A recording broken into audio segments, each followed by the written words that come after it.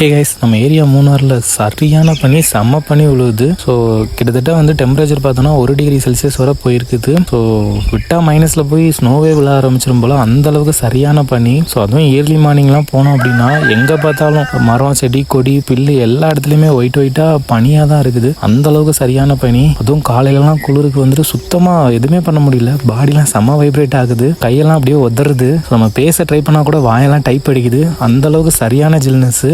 So எதுவுமே பண்ண முடியல காலையில். ஸோ ஒரு 8 மணிக்கெலாம் வந்துட்டு வெயில் வந்த மாதிரி தான் இருக்கே தவிர ஆனால் குளிர் குறைய மாட்டேங்குது. ஸோ நல்லா ஒரு 10 மணி அந்த டைமில் தான் வந்துட்டு குளிரே மாறுற மாதிரி இருக்குது. ஸோ கண்டிப்பாக வந்துட்டு இந்த டைமில் வந்து ட்ரிப்பு டூர்லாம் பிளான் பண்ணுறவங்களுக்கு வந்துட்டு இந்த கிளைமேட் வந்து சூப்பராக இருக்கும். பார்த்து ரசிக்கிறதுக்கு, ஜில்னஸை ஃபீல் பண்ணி என்ஜாய் பண்ணுறதுக்குலாம் சூப்பராக தான் இருக்கும். ஸோ கண்டிப்பாக வந்து என்ஜாய் பண்ணுங்கள்.